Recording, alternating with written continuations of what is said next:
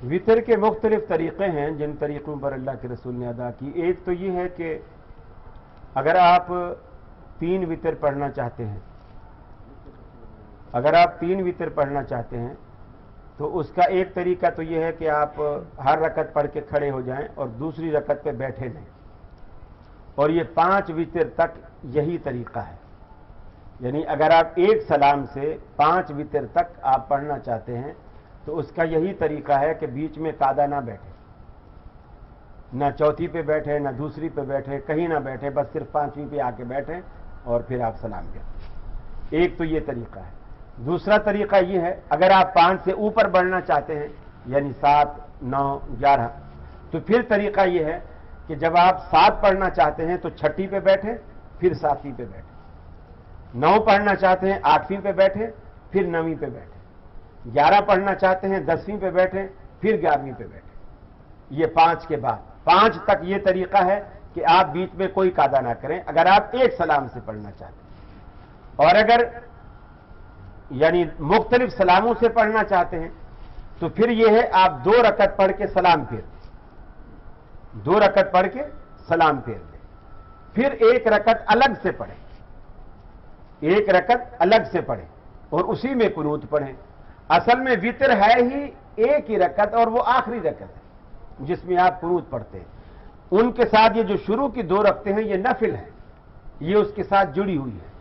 इसी तरह आप 2 रकत पढ़ें, फिर 2 रकत पढ़ें, 2 रकत पढ़ के सलाम फेर दें, फिर 2 रकत पढ़ के सलाम फेर दें, फिर 1 रकत पढ़ दें, तो ये सारे आपके 5 वितर हो जाए। जब भी आप जुफ्त रकतों के बाद आप 1 रकत ऊपर ताक मिलाएंगे तो ये आपके सारे वितर हो जाएंगे। अब अगर आप वितर पढ़े बैठे हैं तो आपने समझो 11 वितर पढ़े, तरावियां खत्म।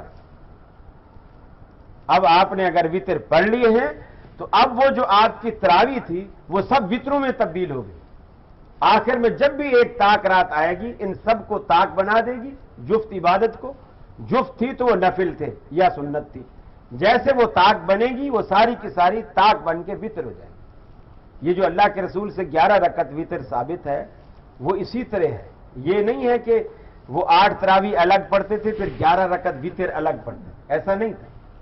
इसी को ताक बनाते, इसमें 3 वितर डाल लेते तो ये 11 हो जाते, 10 पढ़ के 1 पढ़ लेते तो ये 11 हो जाते, इसी तरह 7 पढ़ के 5 कर लेते तो फिर उस तरह 11 हो जाते। तो यानी इस तरह जो है अल्लाह तबारक व तआला के रसूल उसको तकसीम किया करते थे। एक ये तरीका है। दूसरा दुआ का तरीका है। दुआ का तरीका ये है कि आप रुकू से पहले भी पढ़ सकते हैं और रुकू के बाद भी पढ़ सकते हैं, लेकिन पढ़ेंगे आखिरी रकत में। अगर आप रुकू से पहले पढ़ना चाहते हैं तो जिस तरह आपने सूरह फातिहा खत्म की, सूरह इखलास खत्म की, उसके बाद आप उसी तरह हाथ बांधे खड़े हैं, उसी तरह आपको अल्लाह अकबर कहने की भी जरूरत नहीं है और यूं भी करने की जरूरत नहीं है। उसी तरह हाथ बांधे बांधे आप जो है वो दुआ पढ़ लें। और अगर आप रुकू के बाद पढ़ना चाहते हैं तो जिस तरह आपने हाथ रखे हुए हैं, हमारे कुछ साथी रुकू के बाद भी हाथ ऐसे बांध लेते हैं और कुछ साथी रुकू के बाद हाथ छोड़ देते हैं और हम भी छोड़ते हैं। तो जो छोड़े हुए हैं तो वो छोड़े छोड़े पढ़ लें, जो बांधे हुए हैं वो बांधे बांधे पढ़ लें। अलबत्ता कुनूत नाज़िला में जो अल्लाह के रसूल ने उनसे धोखे से मुनाफिकीन ने 70 हाफिज कारी मंगवाए थे और आपने उनके साथ भेजे थे और रास्ते में जाके उनको कत्ल कर दिया था, और अल्लाह के रसूल ने तकरीबन 40 दिन तक उनके लिए 5 नमाजों में बद्दुआएं की, कुनूत नाज़िला पड़ी थी, नाम ले लेकर बद्दुआएं दी थी अल्लाह के रसूल ने, और उनमें से कोई भी नहीं बचा। सबको अल्लाह के रसूल की बद्दुआ खा गई और वो सारे जलील व ख्वार हुए और सारे मर गए और जहन्नम रसीद हुए।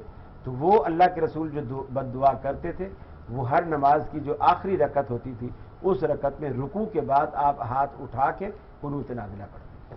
तो जिन लोगों ने वित्रों में हाथ उठाए हैं उन्होंने वित्रों को कुनूत नाज़िला पर कियास करके हाथ उठाए हैं, वरना अलग से वित्रों में रसूलुल्लाह सल्लल्लाहु अलैहि वसल्लम से हाथ उठाने साबित नहीं।